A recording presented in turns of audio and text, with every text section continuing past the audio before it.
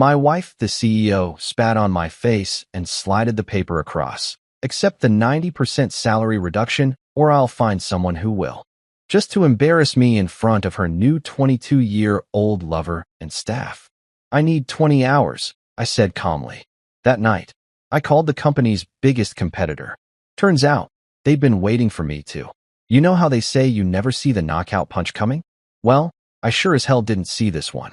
There I was, sitting in our mahogany boardroom at Argonne Ventures, the same room where Cassandra and I used to dream about changing the world, back when we were broke 20-somethings with nothing but ambition and cheap coffee. Now, 15 years later, that same room felt like a damn courtroom, and I was about to get sentenced. The morning had started normal enough. I'd grabbed my usual black coffee from the lobby cafe, exchanged pleasantries with Maria at the front desk, and walked through the glass doors of the company we'd built from scratch. Our company. At least, that's what I still foolishly believed.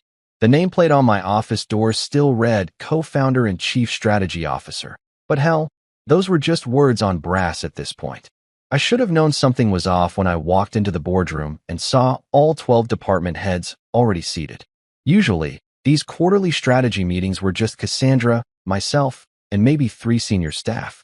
But today, every single person who mattered at Argonne was there, sitting around that polished table like they were waiting for a show to start. And damn if I wasn't about to be the main attraction.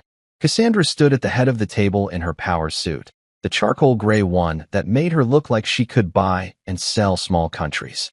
Her blonde hair was pulled back in that severe bun she'd started wearing ever since she decided being so meant looking like she could freeze hellfire with a glance. But it was the smirk on her face that should have been my first real warning. That wasn't the smile of the woman I'd married 12 years ago. That was the smile of a predator who'd been circling wounded prey.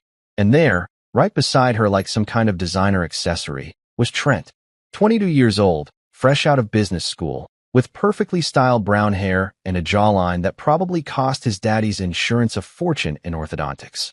Strategy advisor, my ass. Everyone in that room knew exactly what kind of advising he was doing, and it sure as hell wasn't happening in any conference room. Thanks for joining us, Cassandra said, her voice carrying that fake sweetness she used when she was about to drop a bomb. I know this is unusual, calling everyone together like this, but I felt it was important that our entire leadership team witness this conversation. Witness, not participate, not contribute. Witness, like I was about to confess to a crime or something. I kept my mouth shut and waited. In business, just like in poker, the first person to speak usually loses. But Cassandra had always been better at reading tells than I was. We need to discuss your compensation package, she continued, walking slowly around the table like she was giving a lecture. The board has been reviewing performance metrics, and frankly, we're not seeing the return on investment we need from your current role. The room got so quiet you could hear the air conditioning humming. I glanced around at faces I'd known for years, people I'd hired, mentored, fought alongside in the trenches when we were trying to land our first major contract. Now they were all staring at their hands or their laptops, anywhere but at me. What exactly are you proposing?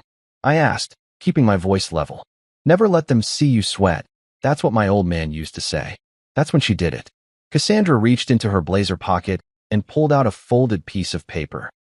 She walked over to where I was sitting, looked me dead in the eye, and then, I swear to God, she spit right in my face. Not a little fleck of saliva from talking too enthusiastically. A deliberate, calculated glob of spit that landed on my left cheek and started dripping down toward my collar. The entire room collectively held its breath. I could feel 12 pairs of eyes watching to see how I'd react. Would I explode? Would I storm out? Would I grab her by the shoulders and demand to know what the hell had happened to the woman I'd built a life with? Instead, I reached into my jacket pocket, pulled out my handkerchief, the navy blue one with my initials that Cassandra had given me for our 5th anniversary, and calmly wiped my face. I folded the handkerchief, put it back in my pocket, and looked up at her like she'd just handed me a cup of coffee. She slid the paper across the polished table. It landed right in front of me with a soft whisper of sound that somehow felt louder than a gunshot. Accept the 90% salary reduction, or I'll find someone who will, she said, her voice carrying just enough volume for everyone to hear clearly. You've got until tomorrow morning to decide. 90%. From 250,000 a year down to 25 grand. That wasn't a salary cut. That was a humiliation ritual. That was her way of saying I was worth less than the kid who delivered our lunch orders. I unfolded the paper and read through the terms. It was all legal and proper, signed by the board, witnessed by the company attorney. Everything by the book, except for the part where my own wife had just treated me like something she'd scrape off her shoe in front of our entire executive team. Trent was practically glowing beside her, that smug little smile playing at the corners of his mouth, like he was watching his favorite movie. This wasn't just about money or business strategy. This was personal. This was Cassandra making sure everyone in that room knew exactly where I stood in the new hierarchy. I need 20 hours, I said quietly, folding the paper and slipping it into my jacket pocket next to the handkerchief. 20 hours, she agreed. Not a minute more. I stood up, straightened my tie, and looked around the room one more time. These people, Maria from HR, Jenkins from operations, Sarah from marketing, they'd all worked with me for years. Some of them owed their careers to recommendations I'd made. Now they couldn't even make eye contact. I'll have an answer for you by 10 a.m. tomorrow, I said. I walked out of that boardroom with my head high and my back straight, just like my father taught me when I was 8 years old and Tommy Richardson was calling me names on the playground. Never let them see you break. Save that for when you're alone. But I wasn't thinking about crying or breaking down. As I walked past Maria's desk and through those glass doors, past the company logo we designed together on a napkin in a dive bar downtown, I felt something else entirely. Something had shifted inside me, like a gear clicking into place after years of grinding against nothing. That wasn't just disrespect back there. That was a declaration of war. And Cassandra had made one critical mistake. She'd forgotten that I knew where all the bodies were buried. I sat in my car in the parking garage for God knows how long after walking out of that boardroom. The engine was off, but I couldn't bring myself to turn the key and drive anywhere that mattered. Home felt like enemy territory now, and the office, well, that wasn't mine anymore either, was it? So I just sat there like some kind of pathetic statue, staring at the concrete wall in front of me and trying to figure out what the hell had just happened to my life. My phone buzzed with texts I didn't want to read. Probably Cassandra, probably her lawyer, probably someone wanting to twist the knife a little deeper. I turned the damn thing off and shoved it in the glove compartment like it might bite me. When I finally did start the car, I had no destination in mind. I just drove. Through downtown, past the coffee shop where Cassandra and I used to meet before we were married, past the park where we'd take Zuri when she was little and still thought her daddy hung the moon. Every street held some memory of better times, back when we were a team instead of whatever the hell we'd become. I ended up on the interstate, just following the flow of traffic like a piece of driftwood caught in a current. The sun was setting, painting the sky all orange and pink, the kind of sunset that used to make me feel grateful for the life I'd built. Now it just looked like the world was on fire. 3 hours later, I pulled into the parking lot of some 24-hour truck stop diner off Route 46. The kind of place that's seen better decades, where the coffee's strong enough to wake the dead and nobody asks too many questions about why you're eating pie at 11 p.m. on a Tuesday. The neon sign flickered Mel's Diner in letters that had probably been bright red some time back when Reagan was president. Inside, the place was exactly what you'd expect. Cracked vinyl booths, checkerboard linoleum that had seen a million spilled cups of coffee, and the persistent smell of bacon grease that had soaked into every surface. There were maybe 6 other customers scattered around. A trucker working on a plate of meatloaf, 2 college kids sharing a basket of fries, and an old guy at the counter nursing what looked like his 10th cup of coffee. I slid into a corner booth and tried to blend into the scenery. The waitress came over after a few minutes. A woman in her 50s with gray-streaked hair pulled back in a practical ponytail and kind eyes behind wire-rimmed glasses. Her name tag said Brenda. "What can I get you, sir?" she asked, and something about the way she said sir hit me right in the chest. Not sarcastic, not condescending, just genuine respect for a customer she'd never seen before and would probably never see again. "Just coffee," I said. "Black." "You sure? Kitchen's still open. Mel makes a mean apple pie." I almost said no, but something about her warm smile made me reconsider. "You know what? Yeah, pie sounds good." She brought the coffee first, hot, strong, and served in one of those thick white mugs that probably weighed half a pound empty. Then came the pie, A generous slice with a flaky crust and apples that actually tasted like they'd been picked from a tree instead of processed in some factory. "This is really good," I told her when she came by to refill my cup. "Don't sound so surprised," she laughed.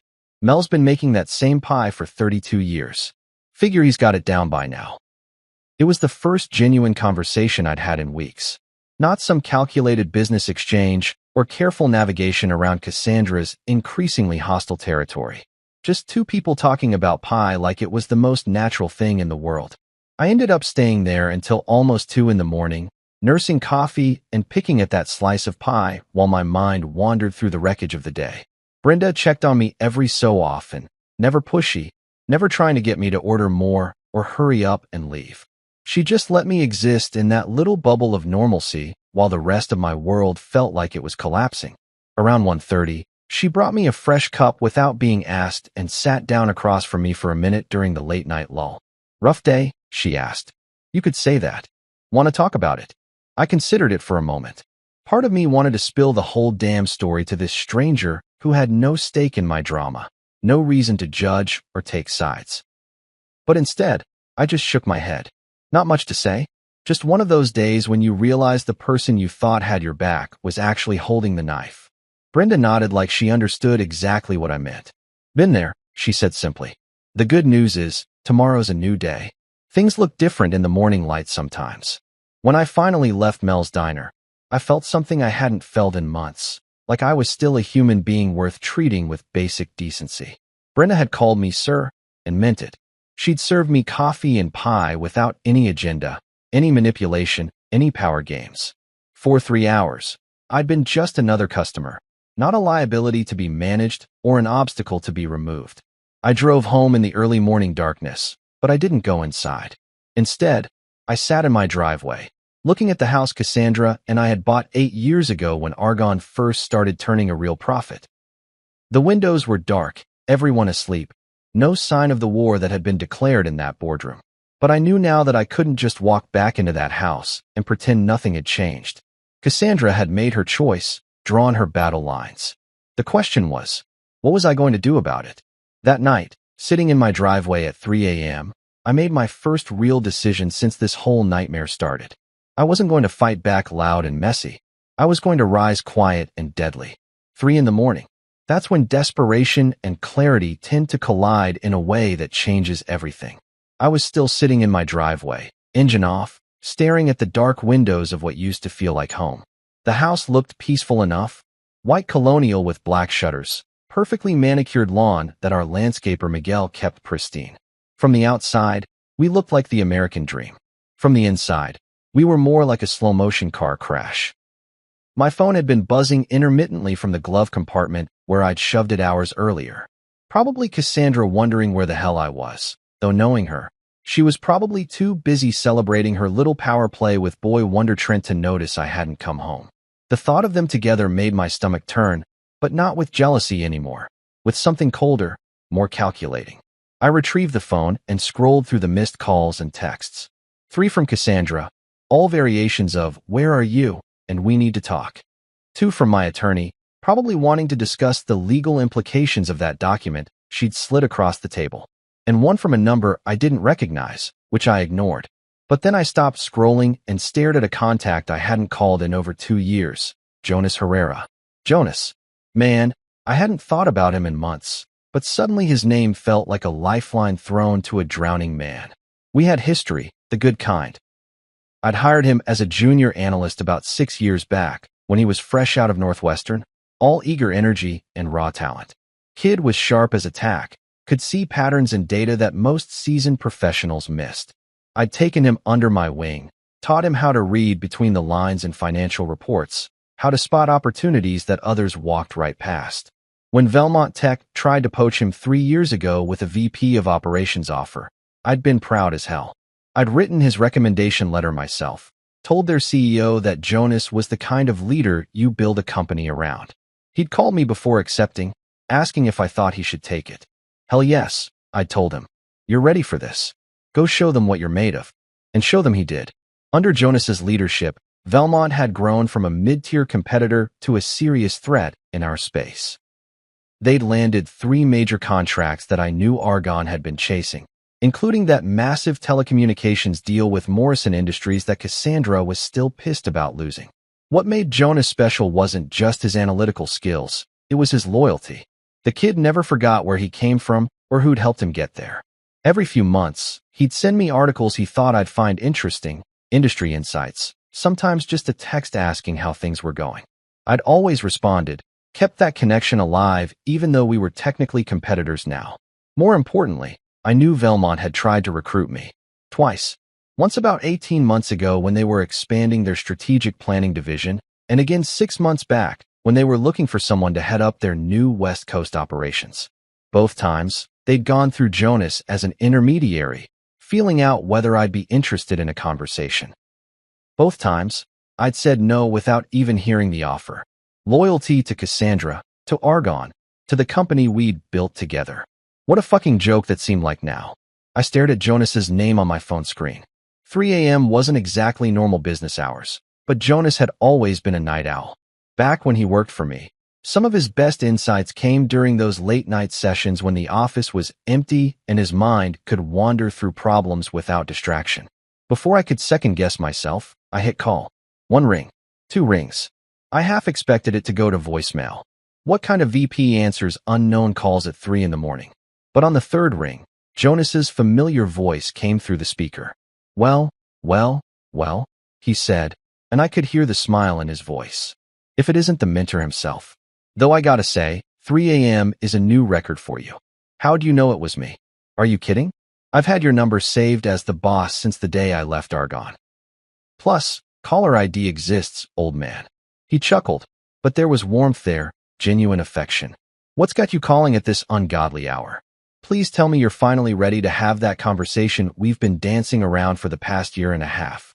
That's when I knew Jonas had been waiting for this call. Maybe not at 3 a.m. on a Tuesday, but he'd been waiting. Smart kid. No, smart man now. Had probably seen the writing on the wall at Argonne before I'd been willing to admit it to myself. I was hoping this day would come, he continued when I didn't immediately respond. Not because I wanted to see you get screwed over, but because I knew eventually you'd realize what everyone else in this industry already knows.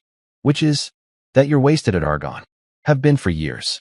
You built that company, man, and then you let them turn you into middle management while your wife plays CEO with some kid who probably still gets carded at restaurants. The fact that Jonas knew about Trent shouldn't have surprised me. Industry gossip traveled fast, especially when it involved leadership drama at a company the size of Argonne. But hearing it confirmed that my humiliation was already public knowledge stung more than I'd expected. So, Jonas continued. What finally broke the camel's back? I gave him the abbreviated version, the boardroom ambush, the salary reduction demand, the very public humiliation. I left out the part about the spit.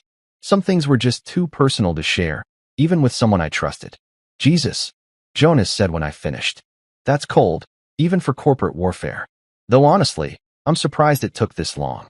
Word on the street has been that you've been getting iced out for months. Word on the street? Come on, you know how this works. Vendors talk, clients gossip, employees jump ship and spill everything to their new employers. Half the industry knows Cassandra's been systematically undermining your authority since she started banging the strategy advisor. There it was, laid out in stark terms. My professional reputation was already damaged goods, and I'd been too proud or too naive to see it happening. So what do you want to do about it? Jonas asked. I looked up at the dark windows of my house, thought about Zuri sleeping upstairs, probably dreaming about whatever 10-year-olds dream about. She deserved better th. Now you're talking. Can you meet me at 6 a.m.? 6 a.m. came faster than I expected. But hell, when you've been sitting in your driveway all night running scenarios through your head, time moves in weird ways. I'd finally gone inside around 4, grabbed a shower, and put on my best suit, the charcoal gray Armani that Cassandra had bought me for my 40th birthday, back when she still pretended to give a damn about making me look successful. If I was going to walk into the lion's den, I was going to look like I belonged there. I didn't bother with breakfast. My stomach was doing gymnastics, and coffee was about all I could handle. Besides, this wasn't a social call. This was business, the kind that could either save my career or blow it up completely. No middle ground, no safety net. Velmont Tech's headquarters looked like everything Argonne wanted to be, but never quite achieved. Sleek glass and steel rising 32 floors into the morning sky, with a lobby that screamed success without being obnoxious about it. Their logo, a stylized mountain peak, was etched into the marble wall behind the reception desk, subtle but unmistakable. This was a company that knew its worth and didn't need to shout about it. The security guard recognized my name on his list and handed me a visitor's badge without the usual corporate runaround. Jonas had smoothed the way, just like he used to do when he worked for me. Kid. Man, I had to stop thinking of him as a kid. Had always been 3 steps ahead of everyone else. The elevator ride to the 28th floor gave me time to think about what I was really doing here. 12 hours ago, I'd been a co-founder and chief strategy officer of a successful venture capital firm. Now I was essentially a free agent, jobless in all but the technical sense, about to negotiate with our biggest competitor. If Cassandra found out about this meeting, she'd probably try to sue me for corporate espionage or some other bullshit charge her lawyers could dream up.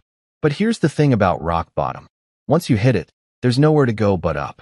And I was done being afraid of Cassandra's lawyers, her tantrums, or her pathetic boy toys' smug little smirks.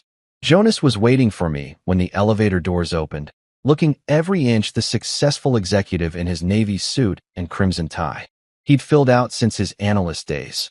Carried himself with the kind of confidence that comes from knowing you're good at what you do. But when he smiled and extended his hand, I saw echoes of that eager young guy who used to stay late just to pick my brain about market trends. "You look like hell," he said with a grin. "Thanks. You look like a VP. Funny how that works." He gestured toward a conference room with floor-to-ceiling windows overlooking the city. "Come on, let's talk somewhere private." The conference room was impressive without being intimidating. Polished oak table, leather chairs that probably cost more than most people's monthly rent, and a view that made you feel like you were on top of the world. Jonas closed the door and activated some kind of privacy screen that frosted the glass walls. Whatever we were about to discuss, he wanted to make sure it stayed between us. "Coffee?" he asked, gesturing to a service cart that looked like it belonged in a 5-star hotel. "Black, strong enough to wake the dead." He poured 2 cups and handed me one. The coffee was perfect, rich, smooth, with just enough bite to remind you that you were alive. Everything at Velmont seemed to be a subtle upgrade from what I was used to at Argonne.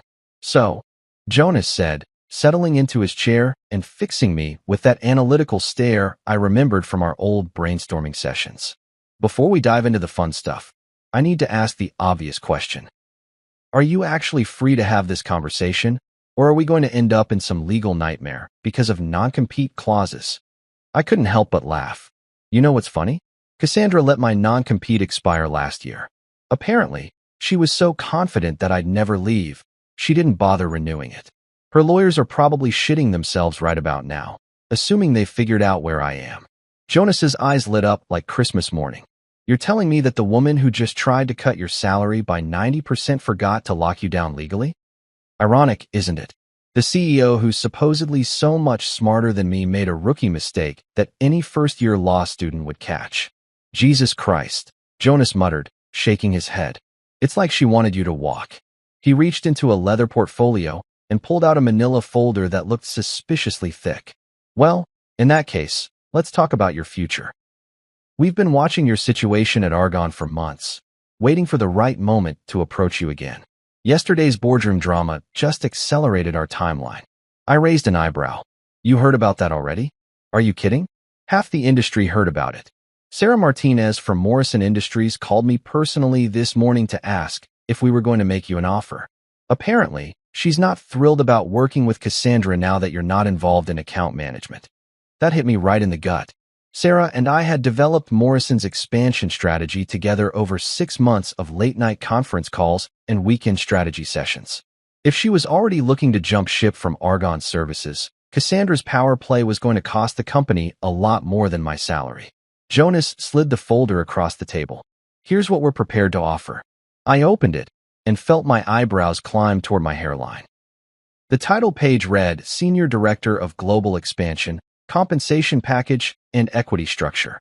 Below that was a salary figure that made my current pay look like pocket change. "Triple your reduced salary," Jonas said, watching my face.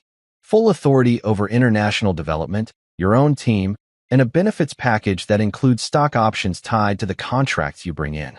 Plus, we'll match your 401k contributions up to 15% and throw in a company car. I flipped through the pages, scanning the details. Health insurance that actually covered everything, for weeks paid vacation, and a performance bonus structure that could potentially double my base salary if I hit certain targets. It was everything I'd been trying to negotiate at Argonne for the past 3 years, handed to me on a silver platter. There's one more thing, Jonas said, pulling out another document. This is our non-compete agreement. Standard 2-year term, but with a twist. It specifically exempts Argonne Ventures from the restricted company list. I looked up at him. Meaning if you want to go head-to-head with your ex-wife's company and steal every client she's got, we're not going to stop you. In fact, we're counting on it. The offer was everything I could have hoped for and more. Respect, autonomy, financial security, and the chance to prove that Cassandra had made the biggest mistake of her professional life. All I had to do was sign on the dotted line and walk away from 15 years of building something with the woman I'd once loved. I picked up the pen Jonas had placed beside the folder. Any questions? He asked. Just one. When do I start? How about Monday? I signed my name with a flourish, each letter feeling like a small act of rebellion. When I handed the document back to Jonas, he was grinning like a shark who'd just spotted a school of fish. Welcome to Velmont Tech, he said. This is going to be fun. As I walked out of that building with a signed offer letter in my jacket pocket, I felt something I hadn't experienced in months, hope. Not just for my career, but for my dignity, my self-respect, and my ability to show my daughter what it looked like when someone refused to stay down. Cassandra thought she'd checkmated me. She had no idea the game was just getting started. The next morning felt different. Not just because I'd barely slept, or because I had a signed offer letter from Velmont burning a hole in my jacket pocket. It felt different because for the first time in months, I wasn't walking into Argonne Ventures as a victim. I was walking in as a man who knew exactly what he was worth and where he was going. I'd chosen my outfit carefully. The navy blue suit Cassandra and I had bought together when we were pitching our first major investors 7 years ago. Back then, we'd been a team, finishing each other's sentences and presentations, tag-teaming potential clients like we'd been doing it our whole lives. The suit had been our lucky charm, the armor we wore when we needed to project confidence we didn't quite feel yet. Now it felt like a uniform for a different kind of battle. The morning routine at Argonne was exactly the same as always. Maria at the front desk with her cheerful "Good morning, Mr. Thompson." The elevator music that hadn't changed since we moved into this building, the familiar ding of the 22nd floor. But I wasn't the same man who'd left this place yesterday afternoon. Yesterday, I'd been someone who could be publicly humiliated and expected to just take it. Today, I was someone with options. I walked past my office, former office, really, without stopping. The nameplate was already gone, I noticed. Efficient as always, our facilities team. Probably had orders from Cassandra to erase any trace of me before I even made my decision about that ridiculous salary reduction. Her office door was closed, which meant she was either on a call or having another strategy session with Trent. I knocked once and walked in without waiting for permission. After 15 years together, professional and personal, I figured I'd earned the right to skip the formalities. Cassandra was sitting behind her desk, still in power mode with her hair pulled back and her reading glasses perched on her nose. She looked up from whatever document she was reviewing, and I saw something flicker across her face, surprise, maybe, or annoyance that I hadn't waited to be invited in. "You're early," she said, glancing at her watch. "I thought you'd need the full 20 hours to make such a difficult decision." Turns out it wasn't that difficult after all. I reached into my jacket pocket and pulled out the envelope I'd prepared that morning. Clean white paper, my resignation letter typed on official letterhead, dated and signed. I placed it on her desk with the same deliberate precision she'd used when sliding that salary reduction document across the boardroom table. "My resignation," I said simply. She stared at the envelope for a long moment, like it might explode if she touched it.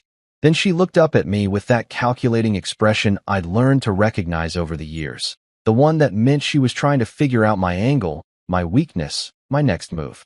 "Running away?" she asked, leaning back in her chair with a smirk that didn't quite reach her eyes. "No," I replied. "I'm stepping up." That's when I pulled out the second document, the signed offer letter from Velmont Tech. I didn't hand it to her, just held it up so she could see the letterhead, the official seal, the unmistakable weight of a real opportunity.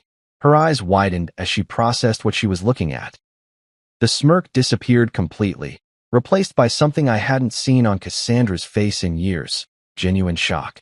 "You can't," she said, and for the first time since this whole nightmare started, her voice carried a note of uncertainty. "Actually, I can. You forgot something pretty important when you were planning your little boardroom coup yesterday." "What are you talking about?" "My non-compete clause. The one you let expire last year because you were so confident I'd never have the balls to leave." I tucked the offer letter back into my jacket. "Turns out your lawyers aren't as thorough as you thought they were." The color drained from her face as the implications hit her. She grabbed her phone and started scrolling frantically, probably looking for her attorney's number. But I knew she wouldn't find any legal recourse there. Jonas and I had been thorough. This was airtight. That's when the office door opened and Trent walked in, carrying 2 cups of coffee and wearing that same smug expression he'd had in the boardroom yesterday. He was laughing about something, probably some inside joke between him and his older lover, completely oblivious to the tension in the room. "Morning, beautiful," he said to Cassandra, then noticed me standing there. His smile faltered slightly. "Oh, hey there, Chief. Didn't expect to see you here so early." "Chief." The condescending little shit actually called me Chief, like I was some aging security guard he could dismiss with fake friendliness. "Actually," I said, "I was just leaving. Permanently." I turned back to Cassandra, who was still staring at my resignation letter like it contained nuclear launch codes. "You know what's funny?" I continued. "Yesterday, you asked me to accept being worth $25,000 a year. Today, someone else decided I'm worth 3 times what I was making here, with equity and full authority over a division that's going to directly compete with everything you've built." Trent's coffee cup paused halfway to his mouth. "Wait, what's happening here?" "What's happening?" I said, "is that your girlfriend just learned the difference between a chess move and a checkers move. She thought she was being clever, backing me into a corner. But all she really did was remind me that I'm too good for this place." I walked toward the door, then paused and turned back one more time.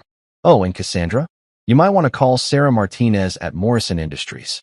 I have a feeling she's going to have some questions about the continuity of her account management, now that the person who actually developed her expansion strategy won't be around to implement it." I could see the panic starting to creep into her eyes as she realized this wasn't just about losing me. It was about losing everything I brought to the table. The relationships, the institutional knowledge, the client trust that couldn't be replaced with PowerPoint presentations and MBA buzzwords. Trent was looking back and forth between us like he was watching a tennis match, finally starting to understand that his little victory lap yesterday had been premature. "You can't just walk away from everything we built together," Cassandra said. And for a moment, I heard an echo of the woman I'd married, the one who used to believe we were stronger together than apart. "We didn't build this together," I replied. "I built it and you took it. There's a difference." I walked out of that office, past the stunned faces in the hallway who'd probably heard at least part of our conversation, past Maria at the front desk who looked like she wanted to say something but didn't know what, and into the elevator that would take me away from Argonne Ventures for the last time. As the doors closed, I caught a glimpse of Trent in Cassandra's office, his coffee forgotten, gesturing wildly while she sat frozen behind her desk with my resignation letter still unopened in front of her. Neither of them were laughing anymore. They say news travels fast in the business world, but I had no idea just how fast until my phone started buzzing before I even made it to my car in the parking garage. The first text came from Angela Rodriguez at Orion Motors while I was still processing what had just happened in Cassandra's office. "Heard through the grapevine you left Argonne. Call me when you get a chance. We should talk." Then Isaac from Foresight AI. "Is it true you're no longer with Argonne? We've got some opportunities coming up that might interest you." By the time I reached my car, I had 6 messages from various contacts in the industry, all variations on the same theme. Word was already spreading that I'd walked away from the company I'd helped build, and people were reaching out like vultures circling fresh roadkill. Except in this case, they saw opportunity instead of carrion. The funny thing was, I hadn't contacted a single one of them. I hadn't posted anything on LinkedIn, hadn't sent out any announcements or networking emails. But somehow, Within an hour of walking out of Argon's offices, half my professional network knew I was available. That's when it hit me. Loyalty in this business doesn't follow companies or titles. It follows people. And apparently, more people had been paying attention to my contributions at Argon than I'd realized. I drove straight to Velmont Tech, where Jonas was waiting for me with a grin that could have powered the building's lights for a week. "How'd it go?" he asked as I walked into his office. "Better than expected." Cassandra looked like someone had just told her Christmas was canceled. "I'll bet." "And speaking of good news, we've already got your office set up on the 26th floor. Corner office, city view, the works. Plus, I've been making some calls this morning, and it looks like we're going to have plenty of opportunities to put your skills to work." Jonas handed me a cup of that excellent coffee and gestured to a chair across from his desk. "Madison Pierce from Lucretia Data called me about 20 minutes ago. Apparently, she's been working with Argon on a market expansion strategy, but she's not thrilled with the direction things are heading since you got sidelined." Madison. I remembered her, sharp as a whip, ran a data analytics company that had grown from a two-person startup to a major player in predictive modeling over the past 5 years. We'd worked together on 3 different projects, including the algorithm that helped her land that massive government contract last year. What did she say? That she'd rather work with the person who actually understood her business model than the people who just wanted to treat her like another line item in a portfolio. Her contract with Argon expires next month, and she's very interested in exploring alternatives. My phone buzzed again. This time it was a call, not a text. The caller ID showed a number I recognized immediately, David Kim from Nexus Financial. "You should probably take that," Jonas said, noticing me looking at the phone. "David," I answered. "How's business?" "It was fine until I heard you weren't with Argon anymore," came his familiar voice through the speaker. "Please tell me the rumors aren't true." David and I had worked together for almost 3 years, developing the investment strategy that had helped Nexus expand into the European markets. He was old school, the kind of guy who believed in handshake deals and long-term relationships over flashy presentations and quarterly reports. "Depends on which rumors you've heard. The one where Cassandra lost her damn mind and forced you out." I glanced at Jonas, who was trying not to look too interested in my conversation while obviously hanging on every word. "Let's just say we had a difference of opinion about my value to the organization." "Jesus Christ," David muttered. "That woman's going to run that company into the ground without you." "Look, I need to ask you something, and I need a straight answer. Are you planning to stay in the industry?" "As a matter of fact, I am. Just signed with Velmont Tech this morning." There was a pause on the other end of the line. "Velmont? Jonas Herrera's outfit." "The very same." "Well, I'll be damned. In that case, we need to set up a meeting. I've go." Practically bouncing in his chair. "This is even better than I hoped," he said. "We figured it would take at least 6 months to build up your client base here. At this rate, you'll be fully booked by the end of the week." Over the next few hours, the calls and messages kept coming. Some were from existing Argon clients who were concerned about continuity on their projects. Others were from companies I'd worked with in the past who saw an opportunity to reconnect.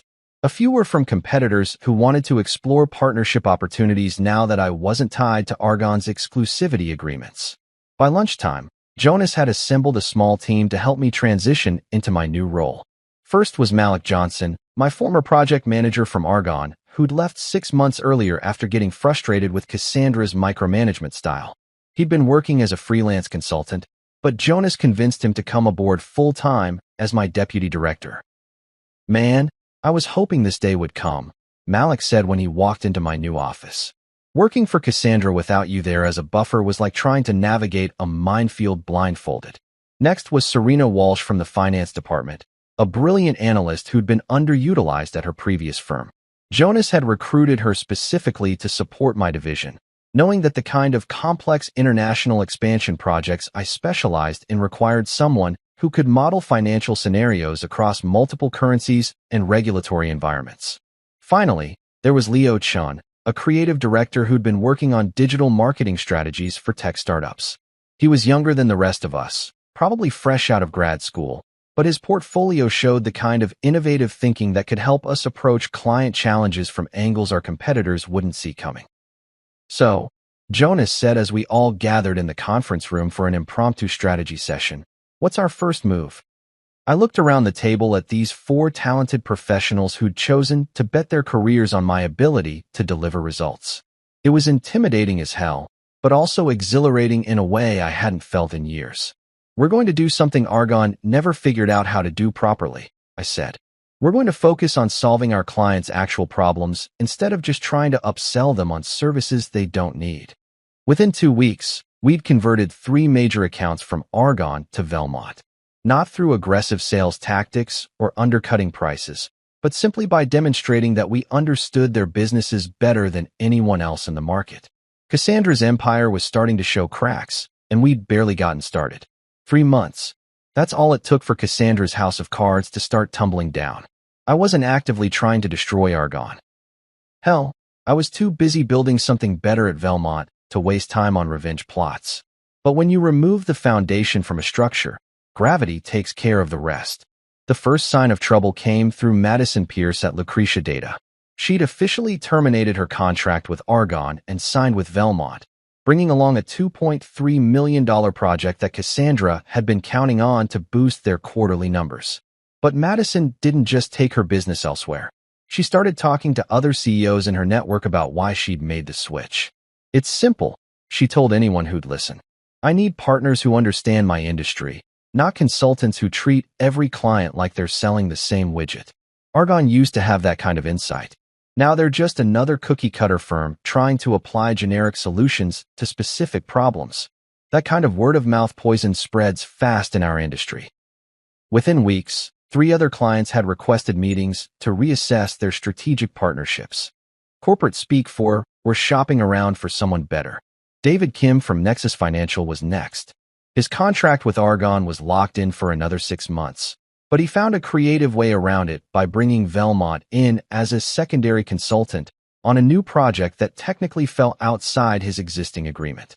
The project was worth $1.8 million, and it was the kind of high-profile international expansion that would generate case studies and referrals for years to come. But the real damage wasn't just the money walking out the door, it was the reputation. In an industry built on relationships and trust, losing key clients sends a message that something's fundamentally wrong with your operation.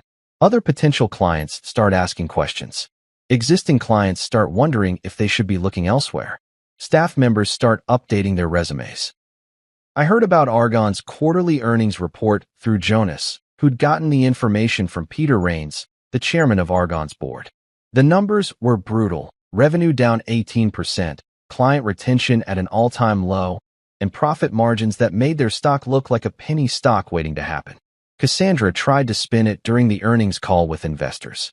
I didn't listen to the whole thing, but Jonas played me the highlights over lunch at that Italian place near Velmont's offices.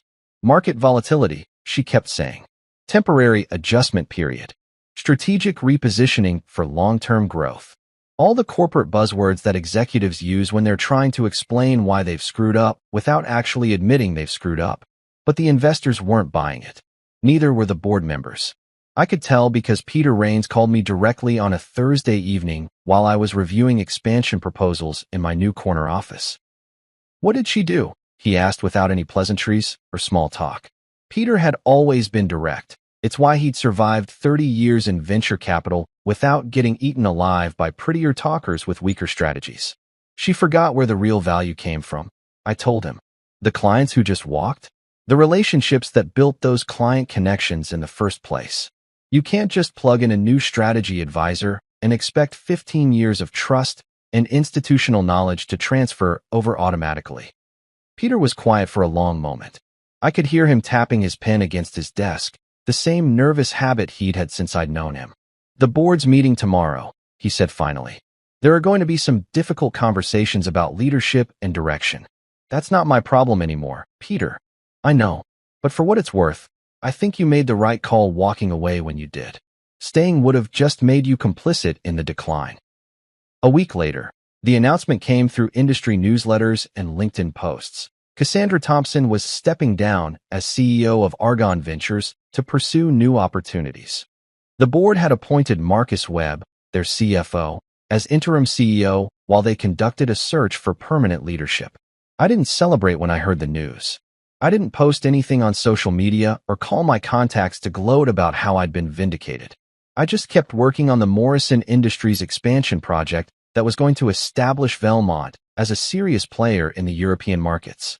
But I did do one thing. I sent flowers to the board's new interim CEO, a simple arrangement of white lilies with a card that read, "Focus on people, not headlines." The flowers weren't meant as a taunt or an insult. They were a reminder of something I'd learned the hard way. Businesses are built on relationships, not egos. You can have the best strategies in the world, but if you don't have people who trust you to execute them, you're just another consultant with a PowerPoint presentation. Cassandra had forgotten that lesson. She'd gotten so caught up in being the CEO, in having the title and the corner office and the young boyfriend who made her feel like she was still the smartest person in the room, that she'd lost sight of what actually made Argon valuable in the first place. It wasn't the brand name or the fancy offices or the impressive client list. It was the trust that individual people, clients, employees, partners, had placed in the company's ability to solve their problems. And that trust was tied to specific relationships, specific expertise, specific people who'd earned it through years of delivering results. When those people left, the trust went with them. Marcus Webb called me a few days after the flowers arrived, probably at Peter's suggestion. "Thank you for the advice," he said. "Both the written version and the implied version. Just trying to help. Any chance you'd consider coming back? I know it's a long shot, but the board authorized me to make you an offer." I looked out my office window at the city skyline, thinking about everything that had happened over the past few months. The humiliation in the boardroom, the late-night drive to nowhere, the diner conversation with Brenda that had helped me remember I was still human. The phone call to Jonas that had changed everything. "I appreciate the offer, Marcus, but I'm exactly where I need to be." I figured you'd say that, but I had to ask. After I hung up, I opened my laptop and started working on the quarterly report for Velmont's board. Revenue was up 47% since I joined, client satisfaction scores were at an all-time high, and we had a pipeline of projects that would keep us busy through the next 18 months. Cassandra's fall hadn't been my goal, but it had been inevitable once she'd chosen power over partnership, ego over excellence. The market has a way of correcting itself when companies lose sight of what actually creates value. I'd just helped speed up the process. I'd gotten into the habit of staying late at the office, partly because I was genuinely excited about the work we were doing at Velmont, and partly because going home still felt complicated. The house I shared with Cassandra and Zuri had become a weird kind of neutral territory where we maintained civility for our daughter's sake, while pretending the nuclear fallout from our professional lives hadn't contaminated our personal space. But that Thursday evening was different. I'd finished the Morrison Industries presentation ahead of schedule, and for once, the stack of emails in my inbox looked manageable instead of overwhelming. At 5:30, I made a decision that surprised even me. I was going home early. The drive from downtown to our neighborhood in Westfield usually gave me time to mentally shift gears from work mode to dad mode. But today, I didn't need the transition time. For the first time in months, maybe years, I felt like the same person in both places. The guy who was kicking ass in the boardroom was the same guy who was about to walk through his front door, not some fractured version trying to juggle competing identities. I pulled into our driveway at 6:15, which was practically midday by my recent standards. Cassandra's car wasn't there, probably at another strategy meeting with Trent, though God knows what they were strategizing now that she was officially unemployed. The thought should have bothered me more than it did, but honestly, her absence made everything easier. The house smelled like tacos and homework, that particular combination of dinner prep and childhood that every parent knows by heart. I could hear music coming from the kitchen, some pop song that Zuri had probably heard on the radio and immediately decided was the soundtrack to her entire existence. "Zuri," I called out. "I'm home, Dad." Her voice carried surprise and genuine excitement, which hit me harder than it should have. When was the last time my 10-year-old daughter had been excited to see me come home? Usually, I was sneaking in after she'd gone to bed, leaving before she woke up, existing on the periphery of her daily life, like some kind of well-meaning ghost. I found her at the kitchen table, surrounded by colored pencils, markers, and sheets of construction paper. Her homework was pushed to one side, math worksheets that looked like they'd been completed in record time, so she could move on to more interesting projects. "What are you working on?" I asked, loosening my tie and sitting down across from her. Art project for Mrs. Rodriguez's class, she said, not looking up from the drawing she was carefully coloring. We're supposed to draw our families. My stomach did a little flip. Family drawings had become landmines over the past year. The last one she'd brought home had featured Cassandra and herself standing in front of our house, with me nowhere to be found. When I'd asked about it, Zuri had just shrugged and said she'd drawn the people who were actually around. That had stung more than any boardroom humiliation. But this time, when she held up the paper with pride, I was there. Center of the composition, even. A stick figure in a blue suit, my favorite navy one, standing between two other stick figures in front of a house that looked remarkably like ours, complete with Miguel's perfectly maintained lawn and the oak tree we'd planted when Zuri was 3. It's our family, she announced, as if I might not have figured that out. I studied the drawing more carefully. There was me, there was Zuri with her long brown hair and the gap-toothed smile she was slightly self-conscious about, and there was Cassandra, positioned slightly apart from us but still clearly part of the group. No Trent, I noticed. Whatever was happening between her mother and the strategy advisor, Zuri either didn't know about it or didn't consider it relevant to her definition of family. You put me back, I said, remembering that previous drawing where I'd been conspicuously absent. She nodded seriously, the way kids do when they're about to say something that cuts right to the heart of things without meaning to. You're around again, she said simply. Like, actually around. Not just sleeping here sometimes. Jesus.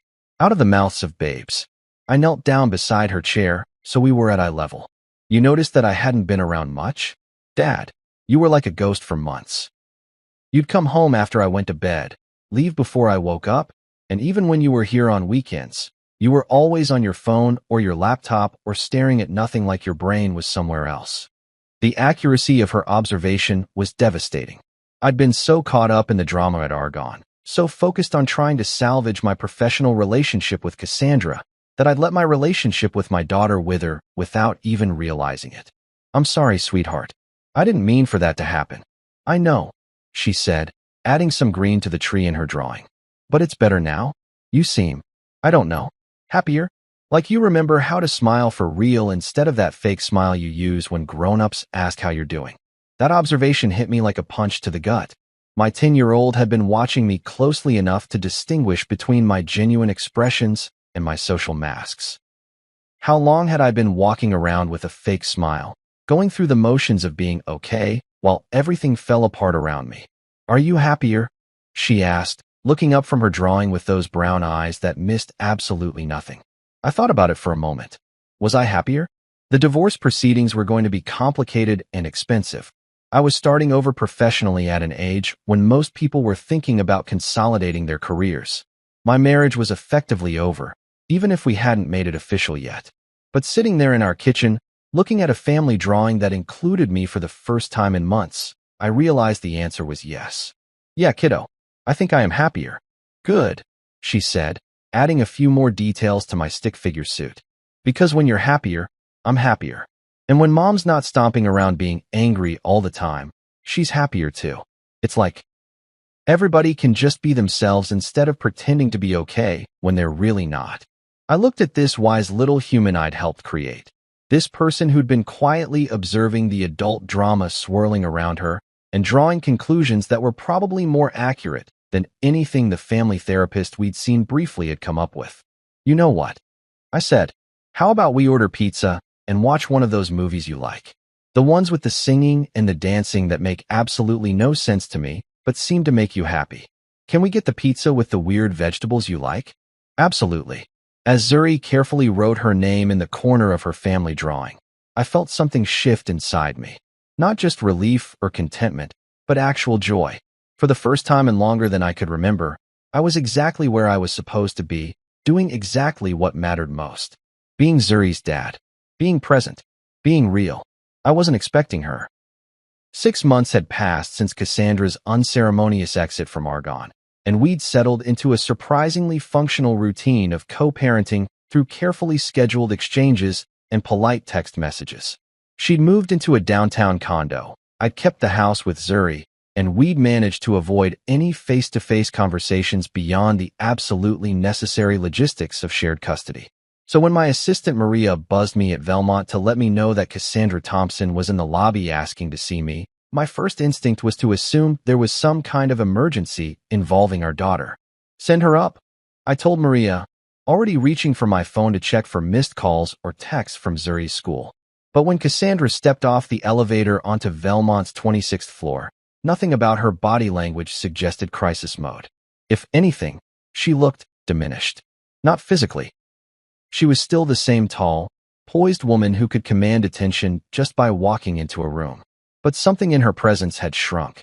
The executive armor was gone, replaced by simple black slacks and a cream-colored blouse that made her look more like a job candidate than a former CEO. Nice office, she said when I met her at the elevator bank. Thanks. Coffee? Sure. I led her to my corner office, the one with the city view that Jonas had insisted I deserved. She sat in one of the client chairs across from my desk, while I poured 2 cups from the machine that had become my favorite perk of working at Velmont. So, I said, handing her the coffee and settling into my chair. What brings you to enemy territory? She managed a small smile at that. Is that what this is? I don't know. You tell me. Cassandra looked out the window for a moment, watching the traffic 26 floors below. When she turned back to me, I saw something I hadn't seen in her face for years. Uncertainty.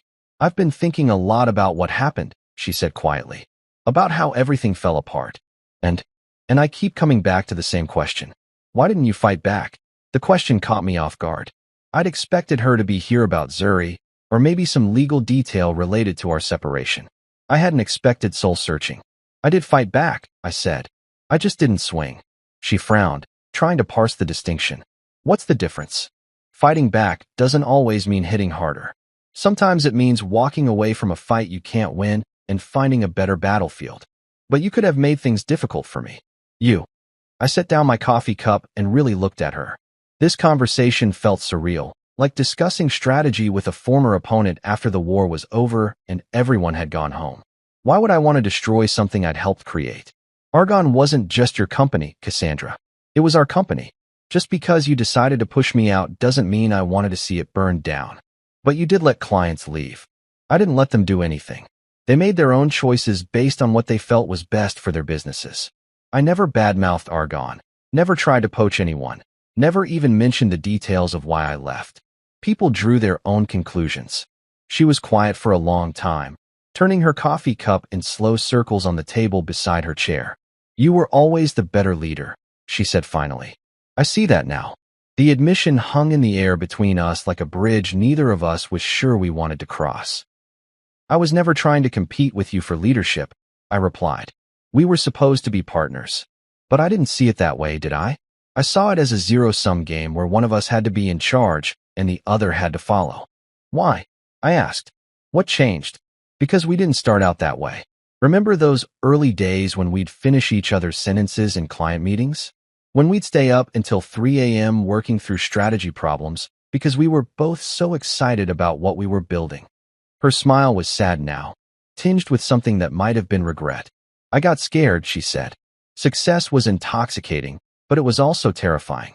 Every new client, every expansion, every milestone just raised the stakes higher.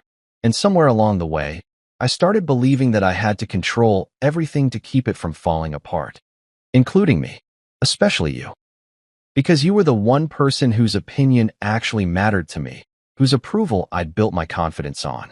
When I started doubting myself, I started resenting you for being the source of my strength instead of finding my own. I'd never heard Cassandra talk about her insecurities so directly. Throughout our marriage and our business partnership, she'd always projected confidence and certainty, even when I could sense the anxiety underneath.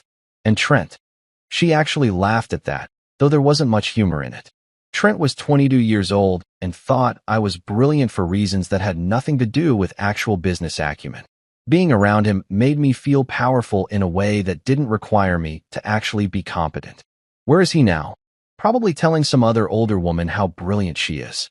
We lasted about 6 weeks after I left Argon. Turns out being unemployed made me significantly less fascinating. There was a knock on my office door, and Maria poked her head in. Sorry to interrupt, but your 3 o'clock is here for the Morrison Industries follow-up. I glanced at my watch. The afternoon had gotten away from me. Give me 5 more minutes, I told Maria. When she closed the door, Cassandra was already standing up. I should go, she said. I didn't mean to take up so much of your day. Cassandra, I said as she reached for her purse. She paused, looking back at me. What are you going to do now? I'm not sure yet.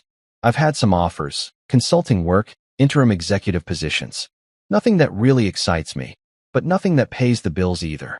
She straightened her shoulders, and for a moment I saw a flash of the old determination. I'll figure it out. I always do. As she walked toward the door, she stopped and turned back one more time. You were always meant to be more than what I let you be, she said quietly. I'm sorry it took me so long to see that.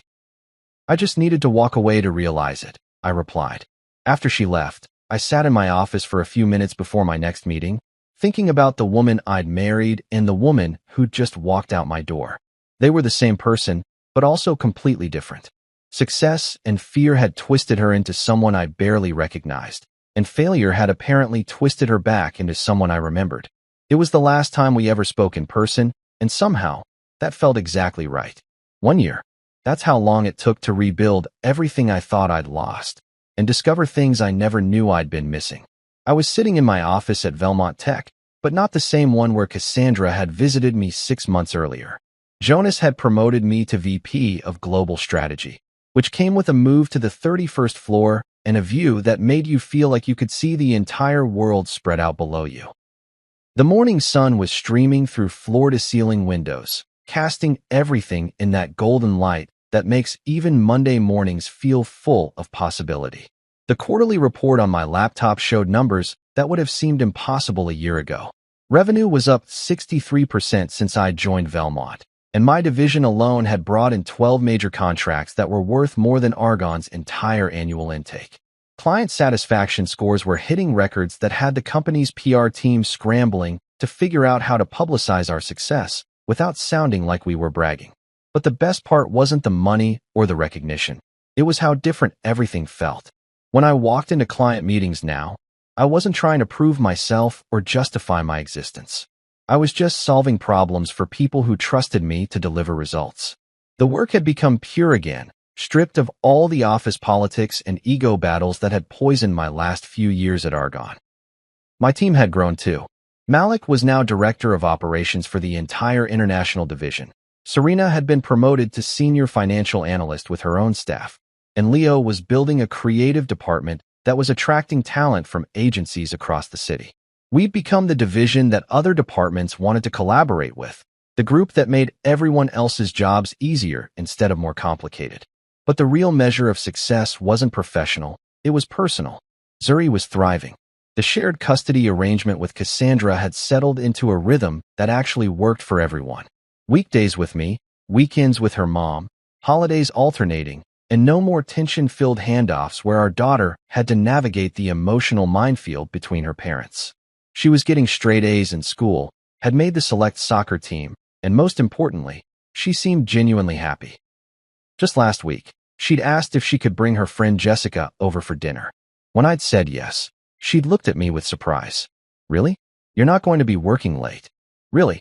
I'll even cook something that doesn't come from a takeout bag.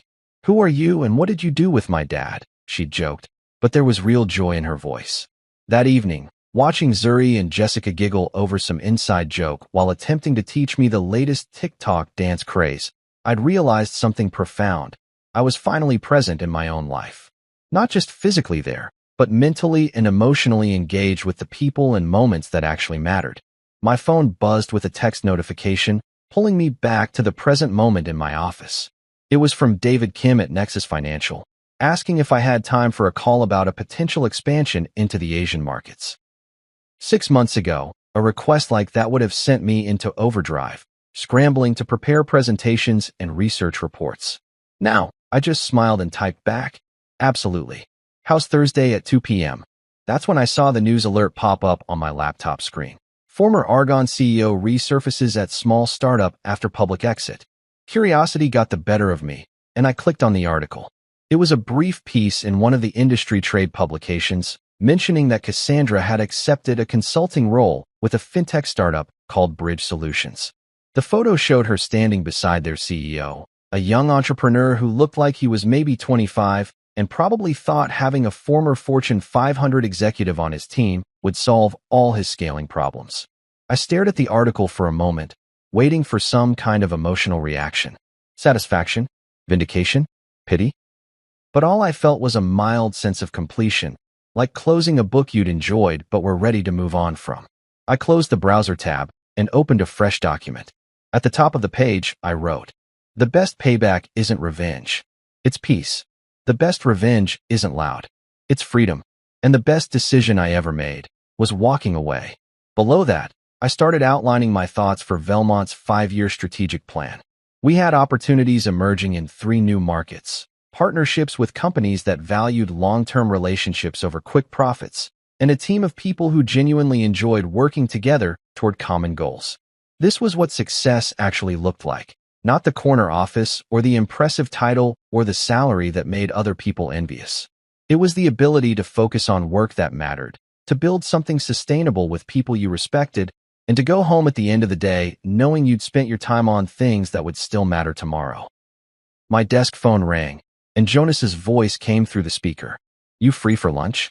I want to talk about the Chun Industries proposal." "Absolutely. Give me 10 minutes to finish this up." As I saved the document and reached for my jacket, I caught my reflection in the office window.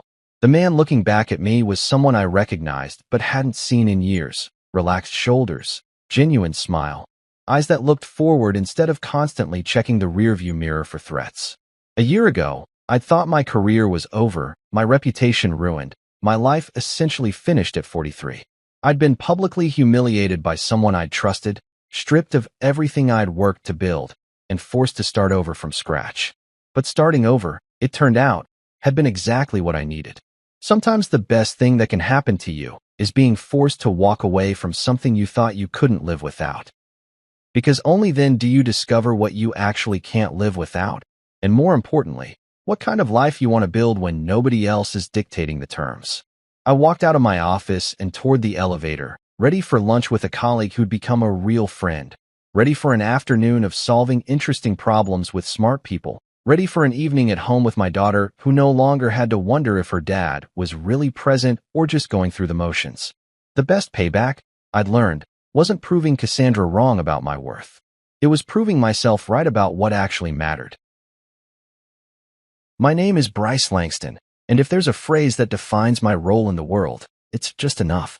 Just enough to be reliable. Just enough to be invited. Just enough to be forgotten. At 35, I've perfected the art of existing in the margins, quiet, consistent, and largely invisible. My job as a regional safety inspector for logistics firms fits that theme perfectly. I come in, audit the systems, fix the broken links, and leave without much more than a nod. No one throws parties for the safety guy. No one remembers the man who prevented disaster instead of causing one. I used to think that was fine. Then I married Kendall Hartley. The Hartleys are the kind of family you see in magazine spreads about legacy and lawn care. Country club smiles, group photos with monogram sweaters, family crests etched into Christmas cards. I wasn't raised in that world. I came from a working-class family that showed love with hands, hands that built, lifted, repaired. And I brought that with me. When I married Kendall, I thought showing up, doing the work, and supporting her people was the way in. Maybe not into their hearts, but at least into their respect. For the last 6 years, I've been the invisible scaffolding of Kendall's family gatherings. I repaired their air conditioners in July heat. I fixed their flickering Christmas lights without needing to be asked. I hauled her sister Riley's oversized couch up 2 flights of stairs when her boyfriend flaked. I even quietly floated the cost of a surprise baby shower when Kendall's older sister Cassidy fell short on planning funds. I never mentioned it. I never asked for anything back. I figured decency had its own reward, even if it wasn't wrapped in applause. But there's something haunting about always being helpful and never being seen. I noticed it in the way Riley's laugh changed when I walked into her room. The way Kendall's mom, Eleanor, only called me when she needed something heavy moved or something technical explained. The way her dad, Howard, Mr. Hartley, would say things like, "You're not one of us, Bryce, but you're trying." I always took that as a compliment. Now I realize it wasn't. Then came the night of Mr. Hartley's retirement party. It was held at the Ridgeview Country Club, a place with granite bar tops and soft jazz that made you forget your age. I arrived early to help string lights along the railings and check that the projector was working for the slideshow Kendall's cousin had pieced together. I had even stopped at the wine distributor to pick up 2 extra cases that Kendall forgot to reorder. No one thanked me, not that I expected it. As the guests trickled in, I watched the way the family worked the room, Riley in a gold dress laughing with someone from her law firm, Cassidy showing off baby photos to a cluster of admiring friends. Kendall looked radiant, to be fair. She always knew how to dress for a statement. And me? I stood by the drink table, nodding politely, answering the occasional question about lighting or setup. I delivered a short, heartfelt toast midway through the night. Nothing flashy. Just a few lines about how Howard had built more than a career. You built a legacy. It got the right amount of claps.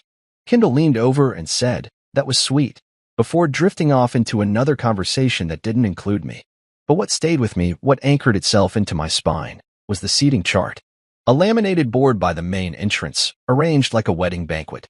Rows of names under neat table numbers. I scanned it twice. My name wasn't there. I stood there for a moment too long, staring like it might magically appear. Then Riley's voice cut through the air behind me, something about Kendall's charity case. I turned around just in time to see her smirk fade when our eyes met. She didn't even flinch. Just kept laughing with her wine glass tilted like royalty. I walked outside for air. The cold nipped at my collar, but it wasn't the weather that made me feel frozen. It was the realization that I didn't have a seat, not just at the table, but in the family. I was a placeholder. A +1 with a credit card. Someone they tolerated because it was convenient. All that effort, all those weekends, all that silence I filled with service, meant nothing. I didn't yell, didn't storm out. I waited until the night ended. I helped clean up, loaded Kendall's trunk with leftover supplies, and drove home in silence while she scrolled through pictures and laughed at inside jokes I'd never be part of. That night, lying in bed next to the woman I married, I stared at the ceiling and whispered to myself, maybe they don't see you because you were never meant to be seen. But I saw them. All of them. And that was the beginning of everything changing. It was a warm evening, the kind where the sky holds on to daylight just a bit longer, reluctant to let go. We were still at the retirement party, and I was doing what I always did, hovering in the background, helping keep things running without drawing attention to myself. The lights were up, the drinks were flowing, and the air buzzed with polite laughter and polished conversation. I'd just finished giving a brief toast, nothing elaborate, just a few words to honor Mr. Hartley, who had, for all his faults, built a life his family was proud to inherit.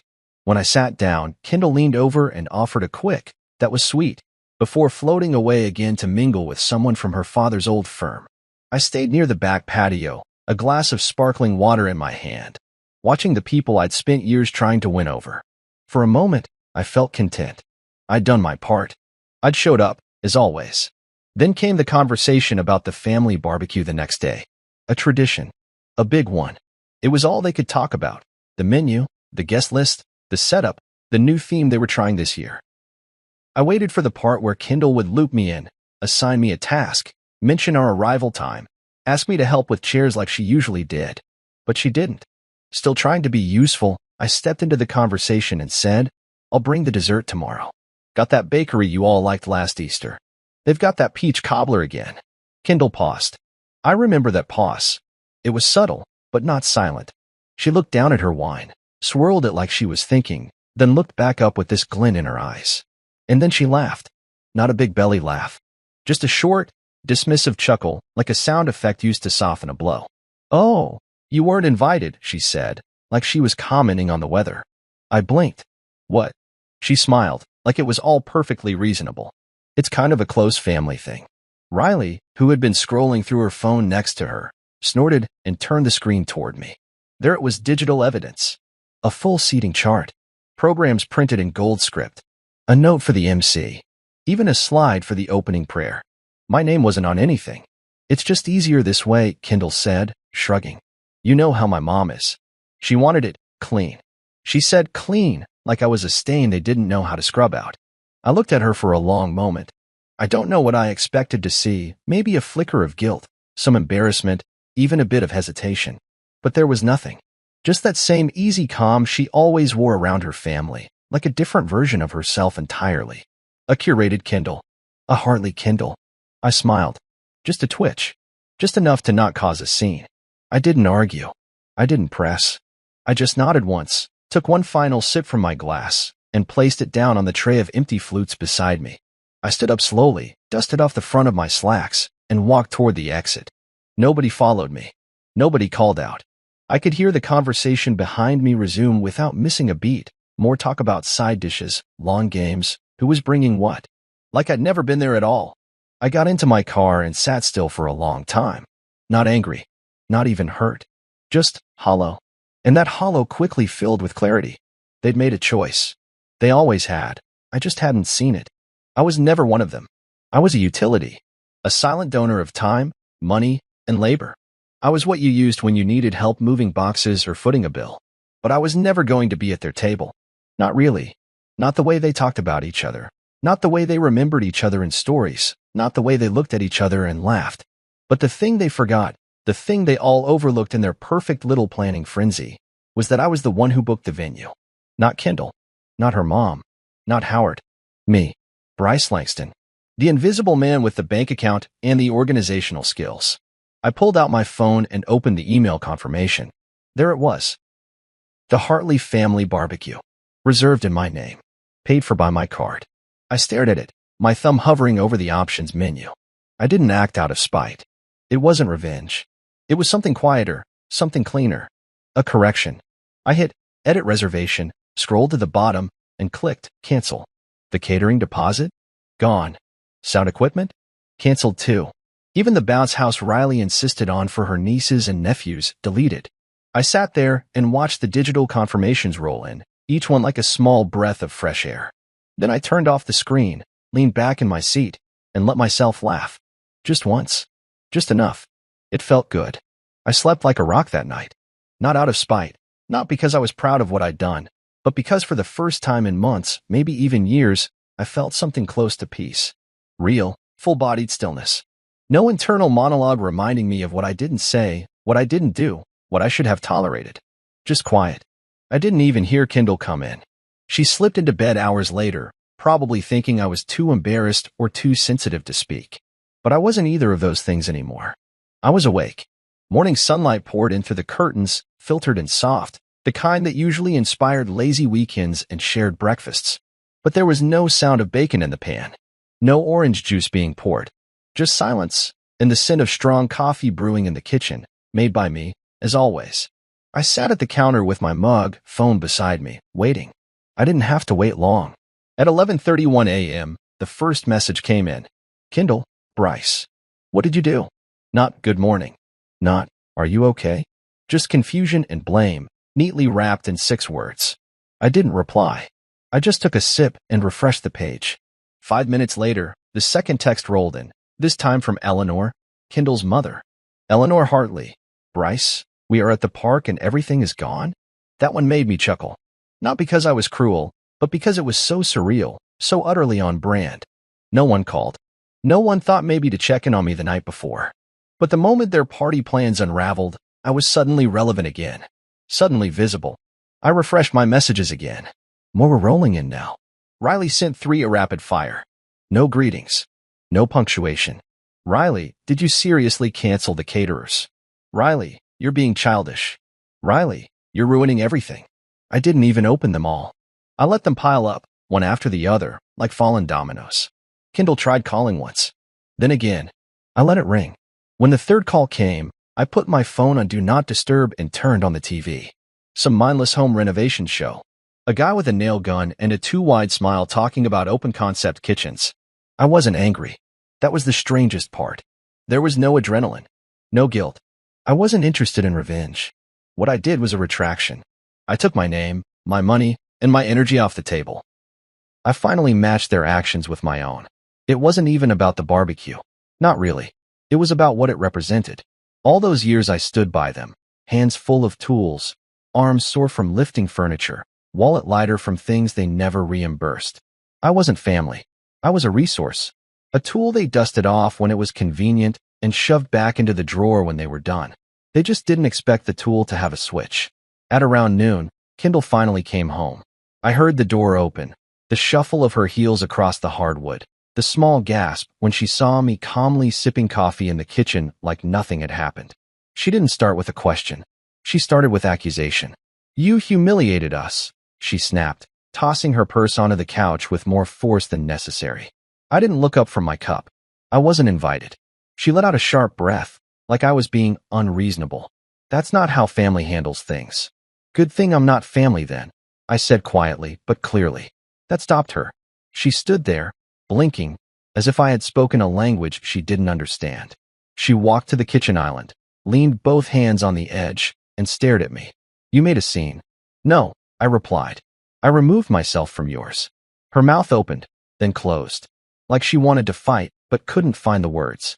Like she wanted to twist it back into my fault, but didn't know where to start. I stood up, rinsed my mug in the sink, and wiped it dry with the towel she always left crumpled on the counter. I didn't rush. I didn't need to. I was calm in a way that made her nervous. She tried again. Do you have any idea how that made us look? You mean the people who excluded their son-in-law from a family event and used his money to do it? I tilted my head slightly. Yeah, I think I have a pretty good idea. Her voice got lower then, more controlled. You made your point. I turned to face her fully. No, I made my boundary. That was the moment it clicked. I saw it in her eyes, the realization that something in me had shifted, that the version of Bryce who used to swallow everything and smile through it was gone. And in his place was someone she didn't know how to handle. Later that day, when I checked my phone again, the tone had shifted. A few of the messages stopped being angry and started being confused. Some were attempts to backtrack. Riley sent a passive-aggressive "could have just talked to us." Eleanor left a dramatic voice memo about how she was deeply disappointed in my lack of maturity. I didn't respond. Not one word. Instead, I screenshotted the payment receipt, the one with my name, date, and confirmation number, and sent it to the family group chat. Just that. No caption. No snark. And then I muted the thread. I went back to the couch, turned the volume down low, let the fake smile on the TV host blend into the background as I leaned my head back and listened to the sound of peace. Kendall came home like a storm that forgot it was forecasted. The front door slammed hard enough to rattle the hallway mirror. I didn't flinch. I was sitting at the dining table, scrolling idly through a parts catalog for work, half listening to some slow jazz playing on my phone. She kicked off her heels, loudly, deliberately, and stood in the middle of the living room like she was deciding whether to start yelling or burst into tears. You humiliated us, she said, voice tight, but not yet screaming. I looked up and took a sip of water. I wasn't invited. Her jaw tensed, and her fingers curled into the edge of her purse like she was squeezing a stress ball. That's not how family handles things. Good thing I'm not family then, I replied. Same tone, same volume. That line landed like a slap. She blinked twice, like her brain was buffering. There it was. That pause. That split second where her face cracked and tried to rearrange itself into something resembling indignation, but it didn't quite make it. Bryce, she started, pacing now, arms flailing a little. You canceled the entire thing. Do you know how many people had RSVP'd? We had speeches, music, lawn games. The kids were looking forward to that bounce house. Do you think this was just about you? I leaned back in the chair, folded my arms across my chest, and said nothing. Because honestly, I was past the part where I needed to convince anyone of anything. It was supposed to be fun, she continued, voice rising. You made it personal. No, I said calmly, you made it personal when you looked me in the eye and told me I wasn't invited. You didn't whisper it. You didn't pull me aside. You said it casually, like I was some neighbor asking to borrow a lawn chair. Kendall rolled her eyes. Oh, for God's sake. Riley said it would be easier. Less awkward. We just didn't want tension. You always make things tense around my family. I narrowed my eyes slightly. Do I make things tense? Or do I just remind them that there are consequences to treating people like they're invisible? She stared at me, lips parted like she was about to respond. But she didn't. Because she knew what I said wasn't wrong. What frustrated her wasn't that I canceled the party, it was that I finally acted in a way she couldn't preempt, couldn't soften with charm, couldn't control.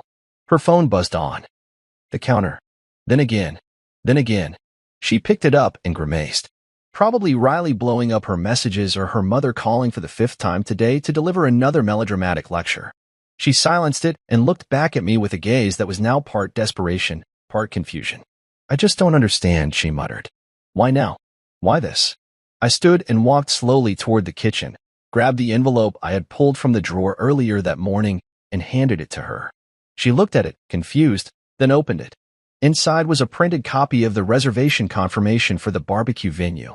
My name at the top, my credit card listed, the deposit breakdown, the cancellation confirmation underneath it all in bold.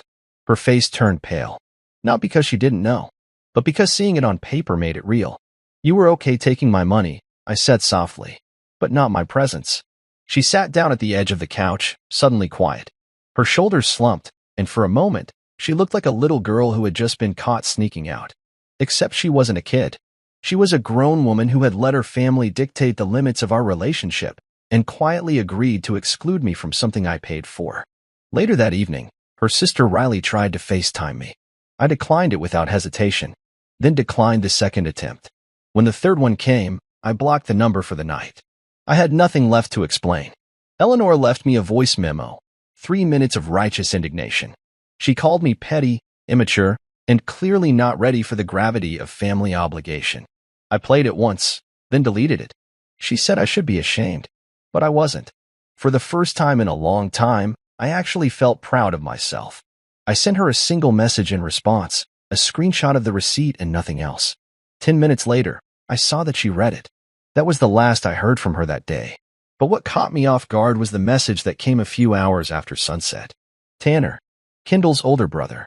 The one sibling who always seemed distant but not cruel. The one who rarely chimed in at family dinners and never ganged up with the others when I was the punchline. His message read, "Honestly, I don't blame you. That was messed up. You deserve better." That hit differently.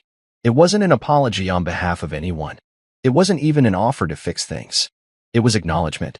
And that meant more than any invitation could have. I typed out a response, paused, then deleted it. Instead, I just liked the message. That was enough. The rest of the night was quiet. Kendall retreated to the bedroom. I stayed in the living room, lights dim, the sound of the ceiling fan humming in rhythm with my thoughts. I didn't feel victorious. I felt resolved. Some fires don't need a spark. They start in silence, in slow dismissals, in subtle exclusions. And sometimes, the only way to put them out is to walk away from the smoke. The silence settled into the house like dust, soft, steady, and impossible to ignore. Kendall didn't speak to me for 2 days. Not one word. No yelling.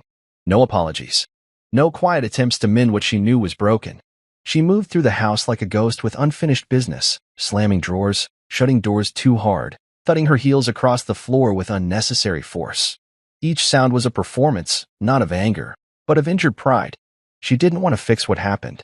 She wanted to punish me for not letting it go. But I didn't flinch. Not once. I woke up early, made my coffee, sat at the kitchen island, answered work emails, took a few conference calls, and watched her come and go like she was auditioning for the role of betrayed wife. The truth, though? I wasn't angry anymore. Just aware. For the first time in years, I wasn't waiting for her to acknowledge me. I was watching her show me who she really was. By day 3, the family launched into damage control.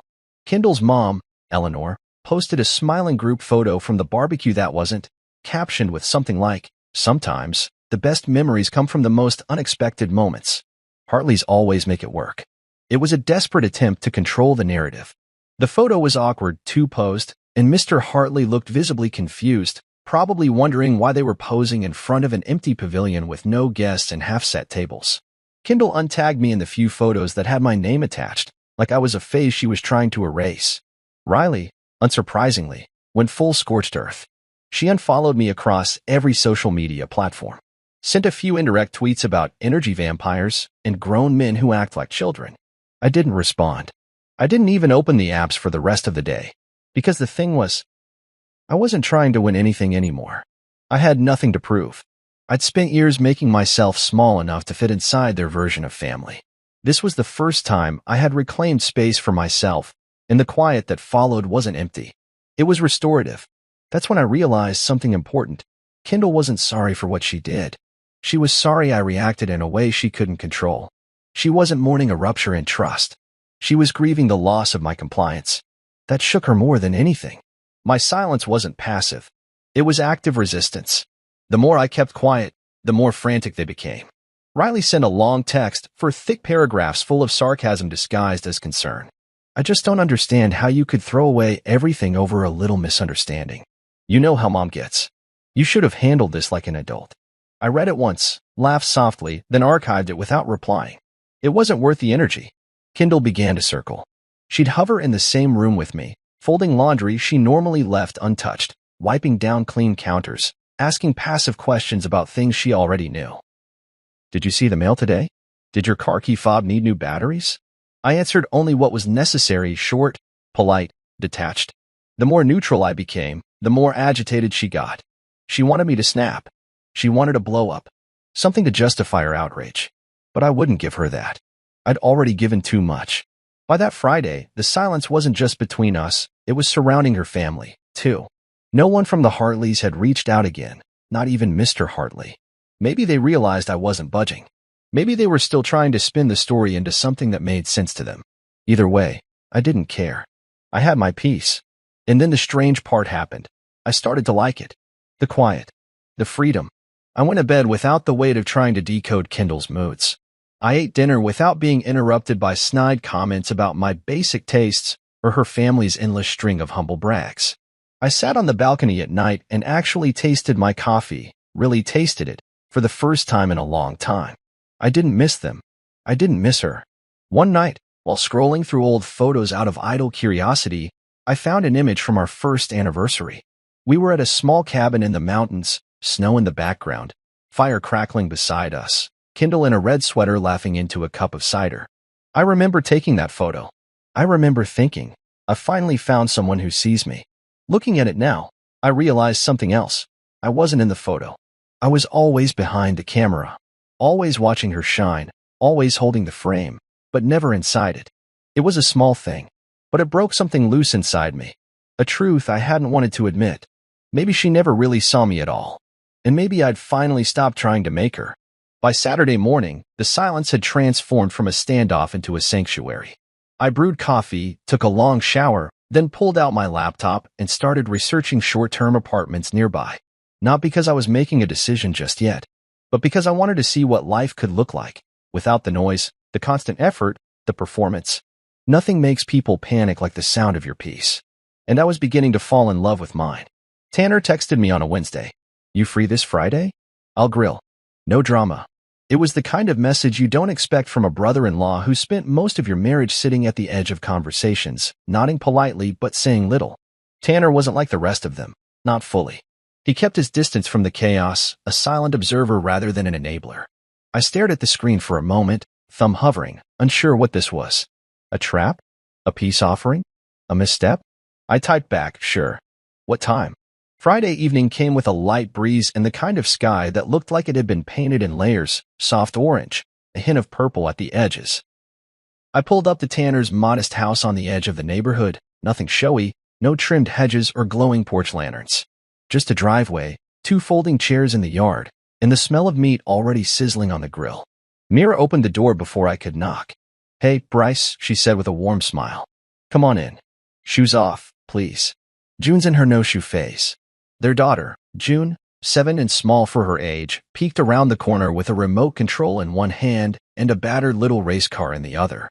It's broken, she announced, as if it was the most urgent news of the evening. I crouched down.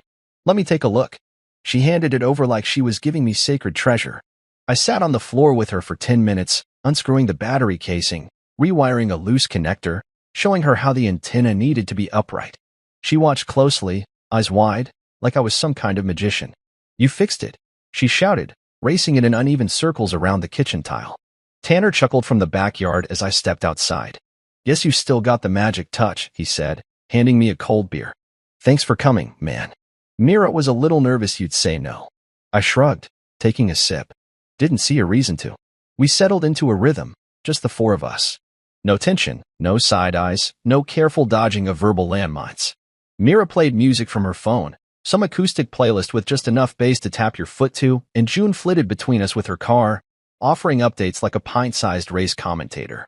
Dinner was simple, grilled chicken, corn on the cob, some kind of garlic bread Mira had baked herself. I didn't realize how much I missed food made without the pressure of perfection. No platters arranged by color, no table settings dictated by Pinterest boards. Just warm food, warm people, and space to breathe. Mira passed me another drink halfway through the meal and said, Tanner said you're the only one in that family with a spine. I nearly laughed. That can't be true. I'm the guy who used to fix their gutters in the rain. Yeah, but you're also the guy who finally stopped letting them walk all over him, she said. That counts. Tanner nodded beside her, chewing quietly, then said, It's about time someone held up a mirror. I leaned back in my chair, staring up at the stars as they blinked into view one by one. I hadn't done that in a long time, just looked up. Felt the night stretch over me like a blanket that didn't need straightening. And in that moment, I realized something. I wasn't sad. I didn't miss Kendall. I didn't miss the noise, the image management, the endless performance of being a good husband to a woman who graded me silently on a scale I never understood. I didn't miss her family. I didn't miss pretending. After dinner, we sat around a small fire pit in their yard. June had gone to bed, and Mira excused herself to start cleaning up. Tanner and I sat in comfortable silence until he spoke again. They don't know how to deal with someone who doesn't beg for approval, he said. I looked over. You mean me? I mean you now. The old you? Maybe. But the guy who canceled a whole event because he got disrespected? That guy scares them. I chuckled. Good. Tanner leaned forward, poking the fire with a stick. I think they forgot you were a person. You just became part of the furniture. The guy who brings the toolbox. The guy who shows up. I nodded. And disappears when they're done with him. He turned to me, voice quiet. I see you, Bryce. For what it's worth. And that hit me harder than I expected. It wasn't grand. It wasn't loud. But it was real. On the drive home, I passed the Hartley house. Lights glowing on the porch. Cars lined up along the curb. Another dinner party, no doubt. Kendall's voice probably carried through the walls, perfectly rehearsed. Riley laughing like she owned the air. Eleanor probably sitting at the head of the table, orchestrating it all. I didn't slow down. I didn't roll down the window. I didn't feel bitter. Just free. It hit me then. Not every door left ajar needs to be walked through. Some are meant to stay closed. Some are meant to remind you that not all rooms are worth being in, even if the table looks pretty. And that night, for the first time in a long time, I didn't feel like a man shut out of a family. I felt like someone who finally walked out. Kindle cracked on a Tuesday morning. No warning. No build-up. Just silence over coffee until, suddenly, there wasn't. Can we talk? She asked, not quite looking at me, her hands wrapped tight around her mug like it might keep her grounded. I set my spoon down beside the oatmeal I hadn't touched. Sure. She sat across from me, posture too straight, face composed but cracking at the corners. She looked like someone preparing for a deposition, not a conversation with her husband. That alone told me everything about where this was heading. I wanted to explain, she began, her tone soft, like I might break if she spoke too harshly. The whole barbecue thing. It was Riley's idea, not mine. She thought maybe you'd make it awkward with Mom after that thing last Thanksgiving. I raised an eyebrow. The thing where I refused to fix the sink while everyone else was eating dessert? Kendall shifted in her seat, eyes flicking to the side. It wasn't about that. It was just they thought it might be easier. Less tense. And you agreed. She hesitated. That half-second pause where guilt tries to make room for itself, but pride doesn't step aside. I didn't fight it. That landed with a dull thud between us. I waited, letting the silence stretch, watching her squirm. She hated quiet when it wasn't under her control. But I didn't mean for it to go like that, she added quickly. I didn't think you'd take it so personally. I leaned forward just slightly. That's the problem, Kendall. You didn't think about me at all. She blinked, clearly not expecting that tone from me.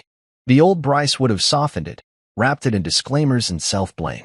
But that man had left the room weeks ago. You didn't think about how it would feel to be left out. You didn't think about what it meant for me to find out like that.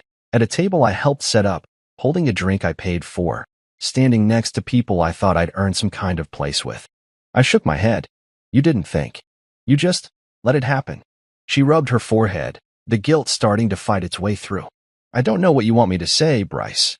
I want you to tell me the truth, I said quietly. Did you think I didn't deserve to be there? Or did you just not care enough to make sure I was? Her mouth opened, then closed, then opened again. But no answer came. Instead, she offered what she always did when cornered, a compromise without substance. I can fix it, she said. You can come to the next one. Dinner at Mom's. I'll make sure you're on the list. I stared at her, the weight of that sentence pinning me down. On the list. Like I was a contractor, not a husband.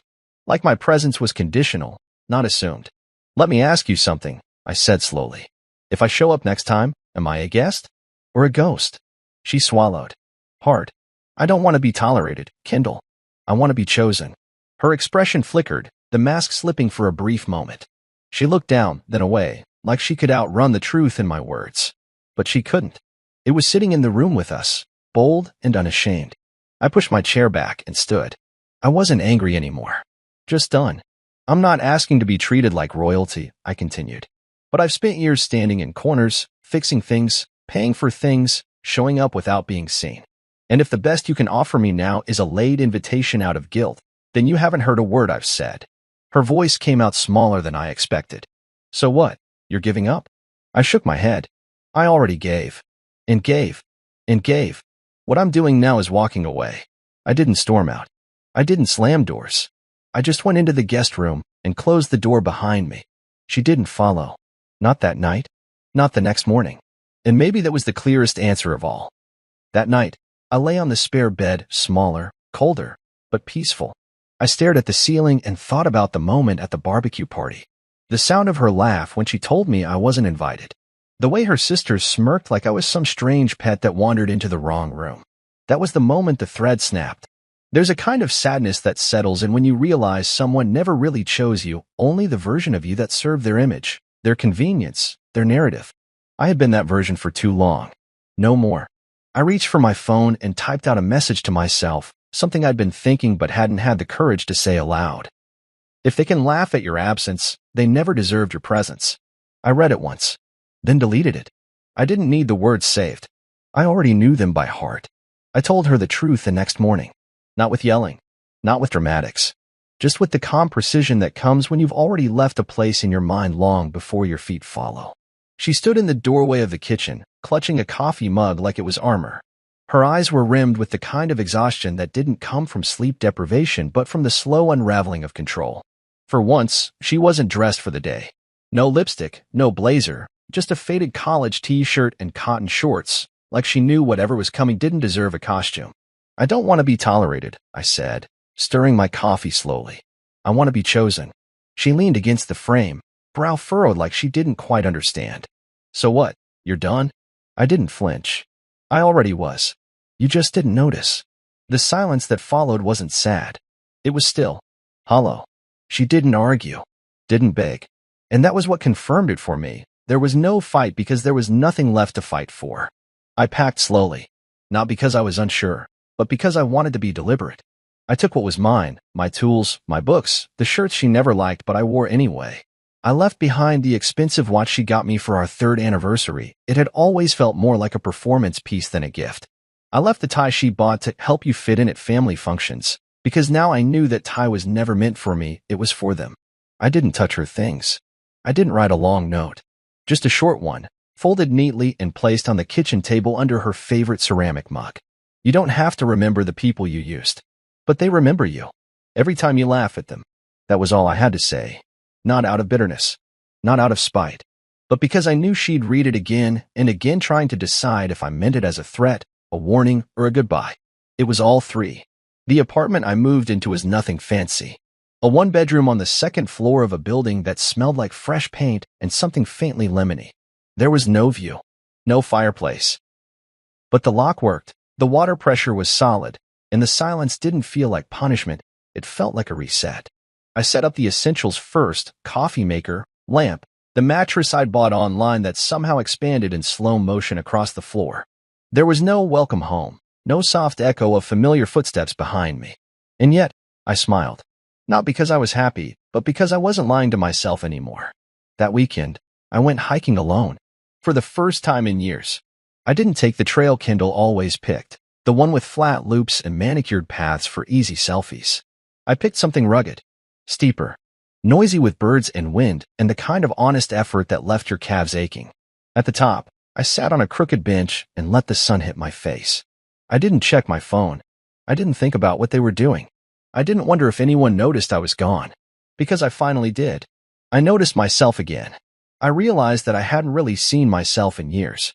Not as I was, just as a utility, a role, a husband shaped to fit someone else's design. I had bent so much to make Kendall comfortable, to make her family less awkward around me, that I'd folded myself into something almost unrecognizable. But now, I was sore from the hike. My hair was damp with sweat. My legs had scratches from a missed branch, but I felt human, present, whole. That night, I fell asleep to the hum of the ceiling fan, and not the cold edge of a woman who only remembered I existed when I was useful. No fake apologies. No one hurling silence like a weapon. Just stillness. Kindle texted once that evening. Just one line. So this is it? I read it, then turned off my phone. No response was the answer. Some things don't deserve closure. Some things don't get a ribbon tied around them at the end. Sometimes, the cleanest goodbye is simply walking away without turning back. The next morning, I opened the blinds in my new place and stood barefoot on the hardwood floor. Light poured across the room, touching the bare walls and unassembled furniture like a spotlight on a blank stage. It didn't feel like loss. It felt like a beginning. I didn't go looking for updates about the Hartleys. But when you spend years orbiting around a particular sun, some of its rays still manage to reach you, even after you've stepped out of its warmth. It started with a coworker who had unknowingly followed Eleanor on Instagram. We were eating lunch in the break room when he said, "Didn't you used to be married into the Hartley family?" Man, their last event looked like a train wreck. I paused mid-bite. What event? He turned his phone around. A blurry photo of plastic folding chairs, mismatched tablecloths, and someone trying to light citronella candles with a broken lighter. Beneath the post, Eleanor had written a caption dripping in artificial cheer. Sometimes plans fall through, but love shows up anyway. Hartley Family Barbecue, Take 2. There was no bounce house. No band. No carefully curated ambience. Just a dozen people in lawn chairs looking confused. I recognized the park, smaller than the original venue, one without a pavilion, just two overworked picnic tables and a patch of shade under a tired oak. Rumors began to swirl after that. Tanner told me first. He'd stopped by the apartment with some leftover pizza and a six-pack, unannounced but welcome. We sat on the balcony, feet up on the railing, city sounds floating up from below. They rescheduled it without your money, he said, cracking open a can. No vendors, no equipment. They forgot to rent coolers. The food sat in the sun. One of the uncles got heat stroke. I raised an eyebrow. And the bounce house? Deflated halfway through. Some kid cried so hard his mom had to leave early. I didn't laugh. Not out of restraint, but because it wasn't funny. It was pathetic. Sad, even. Not because they failed, but because they still didn't understand why. They blamed it on you. You know, Tanner added after a pause. Not by name, but Riley said something about external drama in a video she posted. Tried to make it sound like you ruined everything. I turned to him. And what did the comments say? He smirked. Let's just say not everyone bought it. Couple of your old colleagues commented. One guy said, Bryce was always the one holding things together. The rest of the replies were not flattering. I let that sit between us for a moment. Then I exhaled slowly and took a sip of my drink. They miss your wallet, Tanner said after a beat. Not your presence. I nodded. That stung in a way I didn't want to admit. Because even though I was gone physically, emotionally, finally, a small part of me had hoped someone there would reach out not to mend, but to acknowledge. Not to pull me back in, but to say, you mattered. But what came instead were soft, muted pings of regret disguised as convenience. Cassidy messaged me on Facebook, something vague about reconnecting over coffee. Kindle's cousin sent a text I hadn't seen in over a year. Heard you've been doing well. We should catch up. Even Eleanor, in her own condescending tone, wrote, Despite everything, I hope you're finding peace. We may not have seen eye to eye, but I wish you well. None of it was real. They weren't sorry. They were circling back to see if I still had something left to offer. If the door had been left ajar. But I'd shut it quietly. Locked it. Moved down the street and planted a new one. I didn't respond to any of them. Not out of vengeance. Just clarity. You don't owe people access to you simply because they finally noticed the space you used to fill. Tanner picked at the edge of his beer label.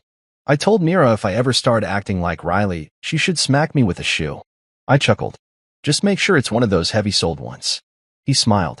You know, some of them think you did this for attention. That you wanted to make a scene. I didn't want a scene, I said.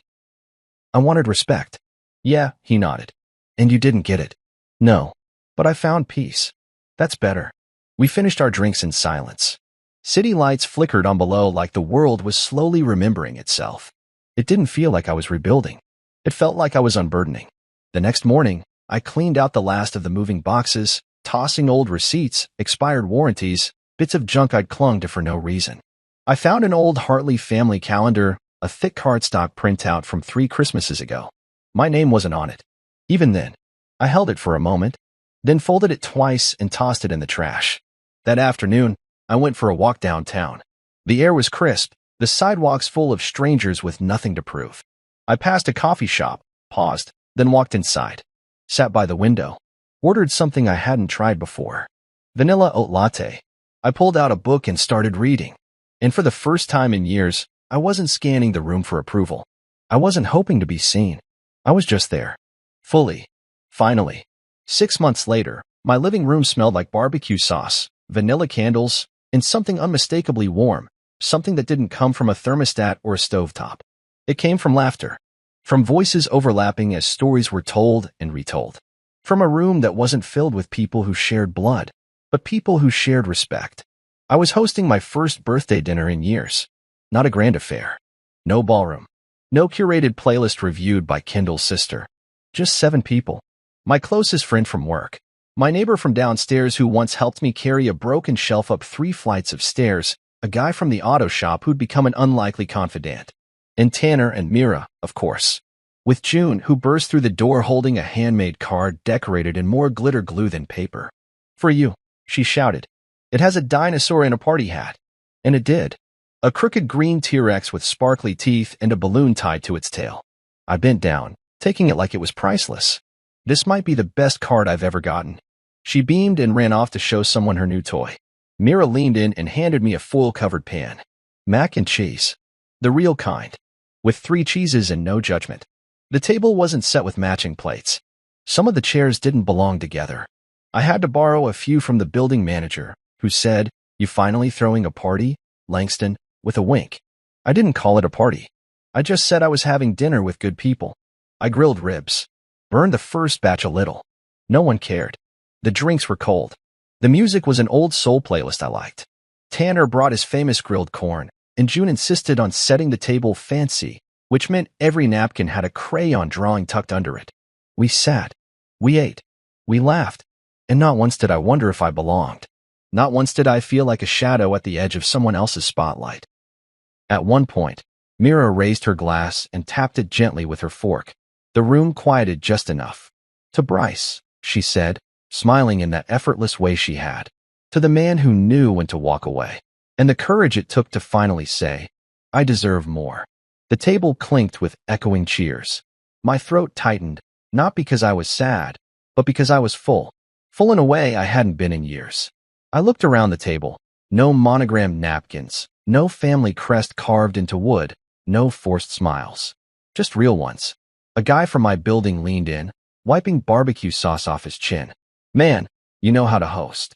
I laughed. "That's just code for, you didn't overthink it." He grinned. "Exactly." Later that night, when most of the dishes were done and June had fallen asleep with her head on Myra's lap, Tanner joined me on the small balcony. He handed me a beer and looked out into the quiet night.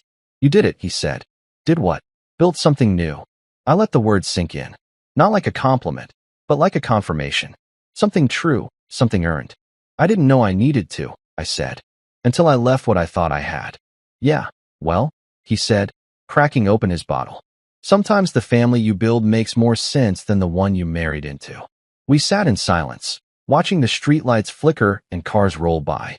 I thought about the old days, dinners where I was dressed right, said all the right things, paid the bill, smiled through the condescension, and went home feeling emptier than when I arrived.